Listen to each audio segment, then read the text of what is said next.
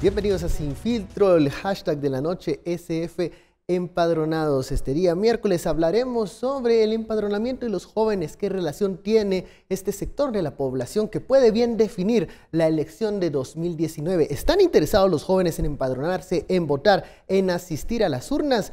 ¿Qué podemos analizar de ese fenómeno? De eso hablaremos con nuestros analistas. Tenemos en el estudio a Goyo Saavedra, analista político y abogado. Muy buenas noches, Goyo. Buenas noches, bien. También nos visita Ricardo Barreno, consultor de INSEP. Ricardo, muy buenas noches.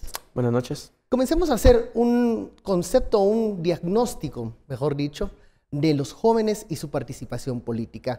Son en Guatemala el sector mayoritario de la población, pero ¿están interesados en participar el próximo año en el evento electoral? ¿Qué nos dice Ricardo? Yo creo que dos cosas como puntos de partida, digamos. Primero, entender que la juventud es importante electoralmente porque también lo es cultural y socialmente. El bono demográfico que se habla, digamos, que se ha hablado desde hace algunos años, nos da el margen para entender que la población joven, la riqueza y lo que ellos pueden aportar, tendrá una bonanza hasta el 2050, digamos. Eso en términos muy generales para entender ese bono demográfico. Es decir, que hasta el 2050, la riqueza democrática del país y la riqueza del país como tal, lo va a representar los jóvenes. El ENCOVI, que es la encuesta nacional de condiciones de vida, la reciente, dice que de 6 de cada 10 personas son mujeres. 6 de cada 10 viven en área rural. Y aquí viene todavía lo más interesante. 7 de cada 10 personas se encuentran entre 13 y los 29 años de edad. Es decir, que socialmente, culturalmente, la población es joven. Y entonces esto ya nos lleva a entender por qué electoralmente también lo es. En la consulta popular y en los procesos electorales anteriores, cerca del 46% del padrón electoral lo han conformado jóvenes entre 18 y 35 años de edad. ¿Qué es lo interesante de todo esto? Yo de pronto diría que no es que la juventud no quiera participar, es que está participando en otros espacios no convencionales. Las manifestaciones, por ejemplo, se incluyen dentro de esos espacios de participación. Cuando hablas las organizaciones, en otras instituciones, no es en el sistema de partidos políticos. No necesariamente. Sin embargo, aquí viene, digamos, un elemento adicional para la discusión. Y es que si el padrón electoral está conformado por jóvenes, y se ha mencionado en estos programas en otros días, quien conquista el voto de la juventud tiene altas probabilidades de conquistar el proceso electoral o las elecciones en general. Pero entonces está ocurriendo algo. Este descontento de la ciudadanía joven se está canalizando hacia otras maneras de participación, como insisto.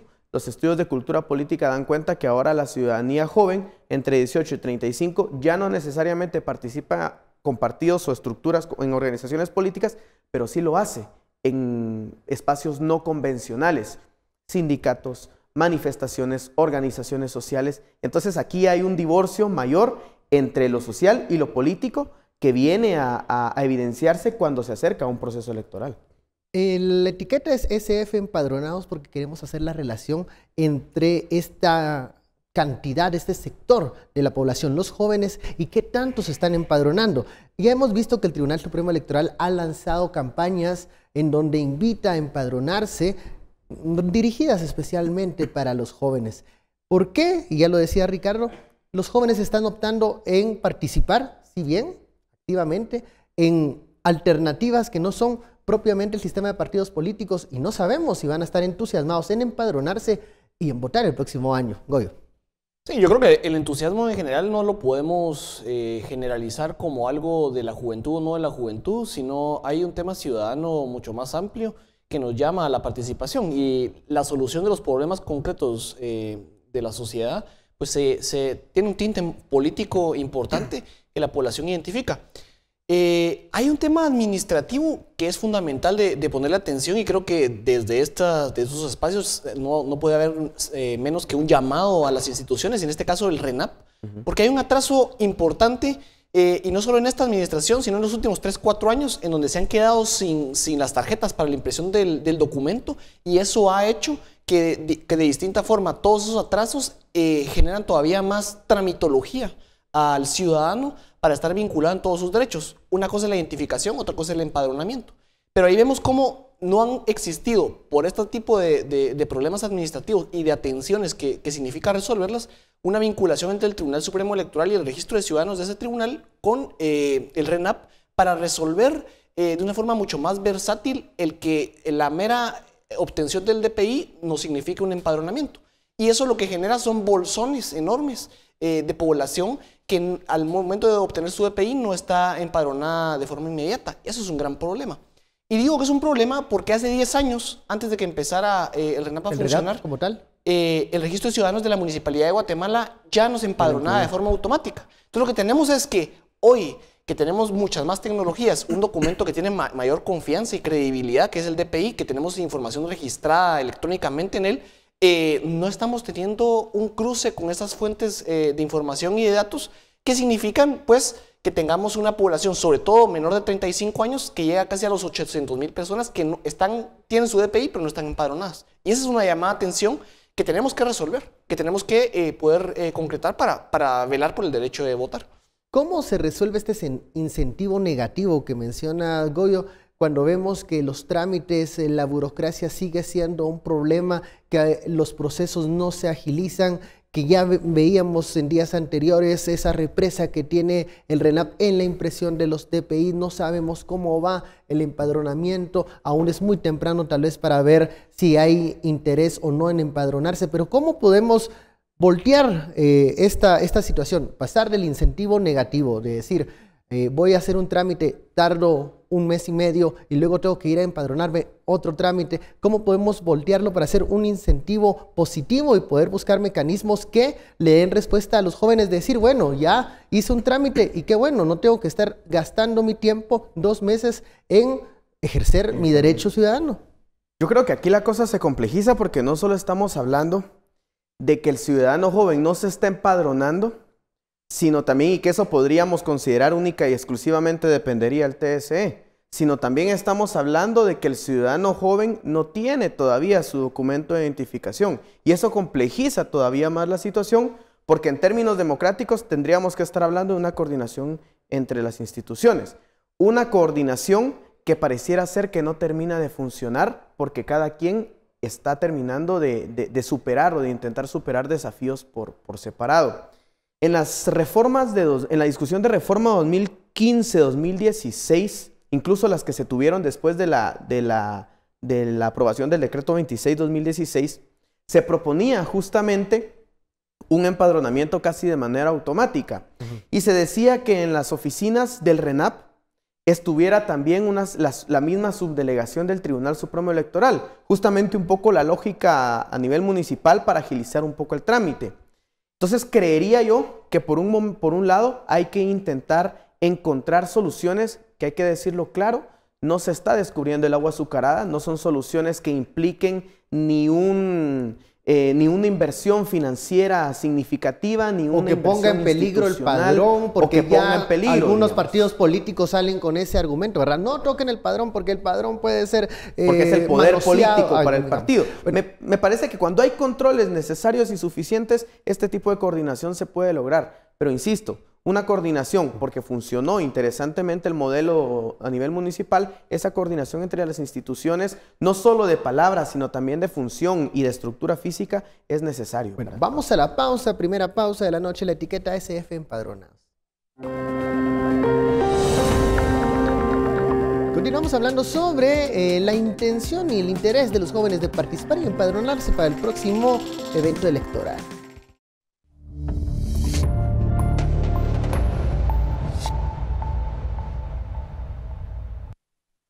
Regresamos a Sin Filtro, la etiqueta de la noche SF Empadronados. Estamos hablando de todos estos obstáculos que se dan para el proceso de empadronamiento y sobre todo enfocado a los jóvenes que hemos visto las campañas que han lanzado. Están pues dirigidas a este sector de la población. ¿Por qué? Porque es el mayoritario, el que podría definir las elecciones en el 2019. Ya hemos visto, hablaba Ricardo, de los obstáculos, lo complejo que es armonizar a veces los procesos para agilizar los mismos y que los jóvenes puedan estar incluso interesados en participar en este tipo de trámites, en llevarlos a cabo sin mayores problemas. Pero luego sucede otro tema. Ya empadronados, ¿Hay interés del joven de votar? Yo creo que tienen muchos intereses en cambiar varios de los problemas del país, pero la oferta electoral va a incentivar a los jóvenes a participar en el evento electoral, es una interrogante que aún están abiertas. Y de hecho tenemos tiempo para resolver ese interrogante. Creo que la visión del ciudadano guatemalteco siempre ha sido de participar. Nosotros tenemos históricamente un padrón que tiene sus complejidades. Pasamos de un padrón no modernizado a uno actualizado. Hoy también tuvimos durante 2 elecciones, un voto en donde el padrón se identificaba con 2 documentos, tanto la cédula como el DPI eran porque ahora estábamos en esa transición, ¿verdad? Y hoy tenemos una deficiencia administrativa del RENAP que nos ha llevado, digamos, a tener una gran cantidad de personas que no están empadronadas. Yo creo que el ciudadano guatemalteco es una persona que vota. Y vota porque además tener elecciones generales que se resumen en las elecciones locales, diputados distritales, diputados del Estado Nacional y además la presidencia, generan incentivos muy importantes respecto a la representación. El Parlacén, digamos que lo podríamos dejar por un lado. Fuera de esa ecuación, porque creo que no es lo que mucho le llama la atención a la ciudadanía, menos a los jóvenes, creo. Lo que hay que tener en cuenta es que estamos luchando también contra contextos sociales importantes y económicos. Y aquí me explico.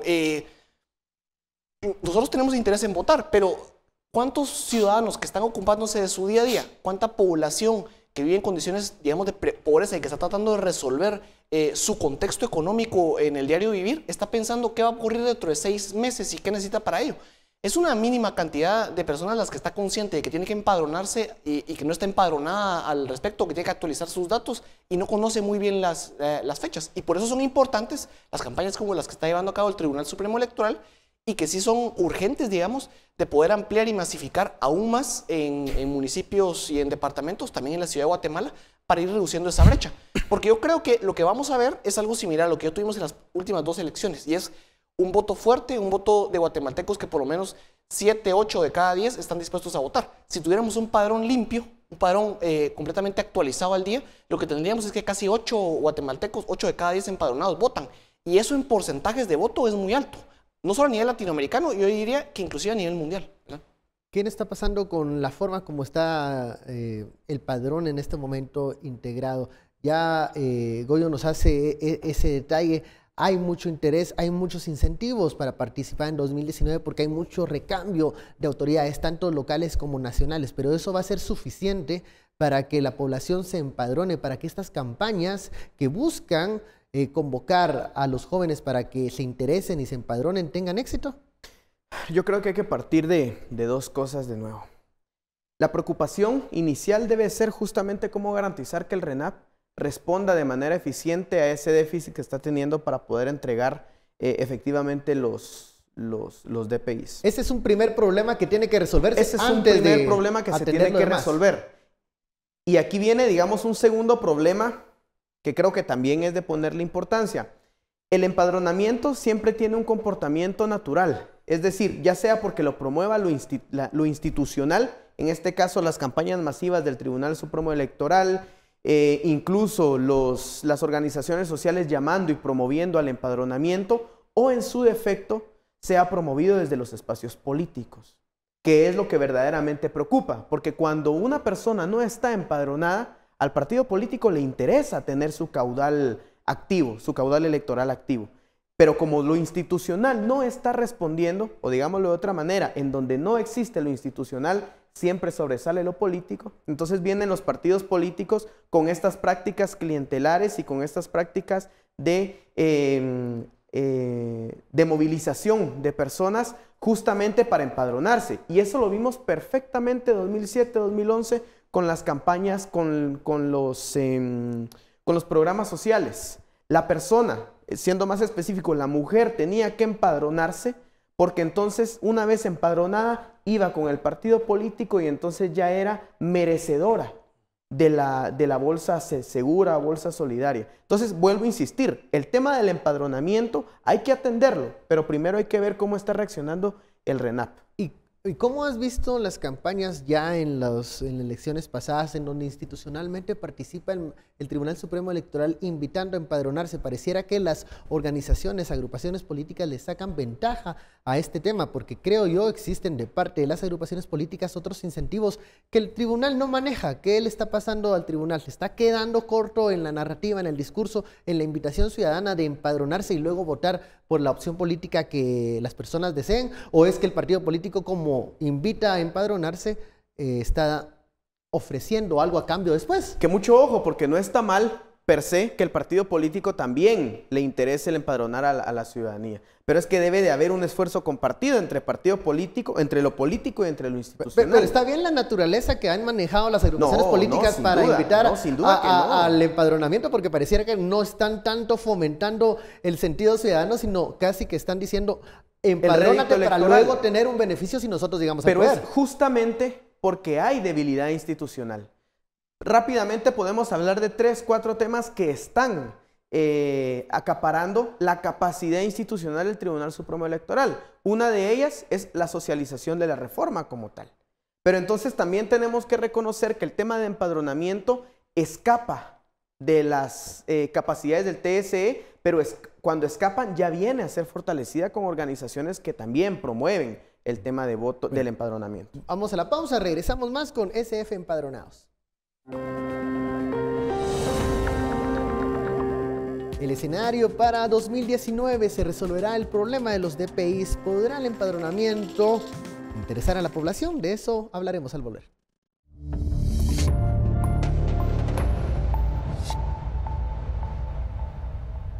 Regresamos a Sin Filtro, gracias por su sintonía. La etiqueta SF Empadronados. Estamos hablando sobre estos procesos, las campañas de empadronamiento, qué tanta incidencia tiene y si están llamando la atención de una población joven, que es un sector fuerte, que va a participar el próximo año en la elección 2019. Goyo, empadronamiento, papel del Tribunal Supremo Electoral para invitar, llamar a los jóvenes y a todos aquellos que no están empadronados, el problema del DPI con la represa de documentos en el RENAP. Pareciera que las cosas se complican ya para enero de 2019. Sí, yo creo que estamos viendo una acumulación de temas pendientes que tienen que empezar a descompresionarse para que podamos tener la certeza de elecciones que puedan satisfacer la proyección de la sociedad y de su participación. Es preocupante que veamos, no solo como mencionaba Ricardo, que hay varios temas que están brotando en la puesta en marcha de la reforma de 2016, sino que además se esté sumando el vencimiento de los primeros DPIs emitidos, una presa de emisión de DPIs que suma casi 400,000, además de, se habla de más de 500,000 de personas no empadronadas que ya tienen DPI. Entonces, ahí uno se pregunta cómo generar soluciones concretas que nos permitan tener una certeza jurídica importante de cara al proceso electoral. Y recordando que no es un tema de voluntad o no voluntad de la gente, porque las personas en verdad van a acercarse a las urnas a votar en la medida en que tengan todo ese contexto resuelto. No le podemos pedir al ciudadano y a las ciudadanas que están luchando, digamos, contra sus condiciones de vida y por mejorar esas condiciones, que estén pendientes de hacer una movilización, un viaje y un trámite para estar empadronados después de que ha sido una tortuosa espera tener su DPI. Entonces empezamos a sumar elementos y ahí ver las proyecciones de competencia, como ya tuvimos una primera vuelta en 2015, en donde fueron pocos votos los que definieron si era Manuel Valizón o era Sandra Torres la que iba a segunda vuelta. Imaginemos ese contexto en la polarización del ambiente, que tengamos poblaciones enormes, como de hablar de 400,000 personas que no estén empadronadas, puede ser un número, digamos, que juega la balanza en la proyección de voto. ¿Es momento de ser creativos para buscar soluciones o ya nos está agarrando el tiempo y ya en 2019 viene muy rápido, la convocatoria ya está encima y no se va a poder hacer nada? No, yo creo que es momento de dar saltos cualitativos y cuánticos si lo queremos ver. Creo que el tribunal lo está haciendo con esta iniciativa de marcar que lo hacen por única vez, ¿verdad? La iniciativa se marca por única vez que el votante en el extranjero que ya cuenta con DPI pueda acercarse el día de las elecciones a un consulado y emitir su sufragio. Porque la movilización desde su lugar de residencia hasta un consulado es un viaje también, es un esfuerzo para el migrante en el extranjero, concretamente en Estados Unidos. Entonces, se trata de privilegiar eso, no tener que hacer un viaje para empadronarse y después un viaje para poder votar, porque sería imposible. Esa es una solución que traía el contexto local, podría también ser viable. Hay bases de datos, la información que se nos pide en el RENAP para emitirnos el DPI es mucho más amplia que la información que se necesita para empadronarse. todo el juego ahí es identificar cómo están las circunscripciones electorales y en qué junta de receptora de voto le tocaría a la persona empadronada. Entonces, creo que es algo que puede resolverse, una actualización versátil, un intercambio de instituciones que yo pondría sobre la mesa, que es una posible solución a resolverse, ¿verdad? O a abundarse. Y aquí habría que analizarse la voluntad política para echar a andar esos cambios y para poder tener en el menor tiempo posible la mayor cantidad de personas empadronadas. Ricardo. Voluntad política, pero creo que también viene de la mano con algo importante y es presión social. La presión social hemos visto cómo empieza cada vez a sentar bases para el despertar ciudadano. Justamente estos temas de RENAV, estos temas de Tribunal Supremo Electoral, son puestos ya sobre la mesa a discusión en distintos espacios de distintas organizaciones. Y el tema, digamos, de empadronamiento natural, digamos, pero de carácter democrático, también se resuelve con esa presión social.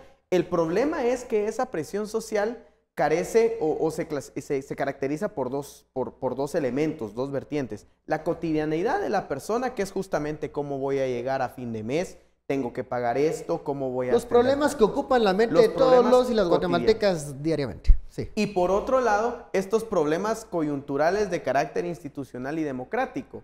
Y aquí vendrían, digamos, entonces, un Tribunal Supremo Electoral que tuviera mayores alcances para promover, para provocar dentro de la ciudadanía la formación y el interés. También debería de venir, a ver, el problema es que los desafíos del Tribunal Supremo Electoral ahorita se están centrando en la reforma electoral, digamos, como tal. Bueno, que también es un reto importante, no le quitemos lo complejo a la implementación de esa reforma, pero pareciera que el tribunal no puede descuidar otros puntos. Como es tan compleja, entonces estas capacidades institucionales se están viendo superadas.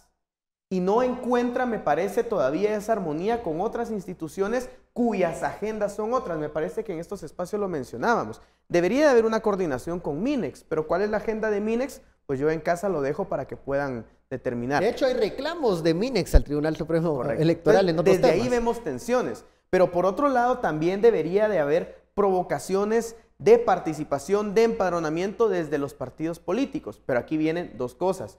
O ocurre una participación, una provocación perversa, o por otro lado, lo que hemos estado viendo, el silencio político de los partidos políticos a no querer pronunciarse, a no querer involucrarse por temor a que puedan incurrir en campaña electoral. Entonces, me parece que el tema de empadronamiento abarca una esfera bastante Claro, siempre está esa posibilidad de estos aspectos perversos, de buscar las campañas de empadronamiento para esconder un mensaje de llamado a voto o una campaña anticipada. Pero yo les pongo otro escenario. ¿Qué pasa con las organizaciones sociales, las organizaciones de jóvenes, las asociaciones de estudiantes? ¿No se están quedando también muy calladas al momento de decir, empadrónate, ejerce tu derecho o exige a las autoridades, por ejemplo, el RENAV, que se agilice ese proceso de impresión? ¿Dónde está el papel de las organizaciones en este momento?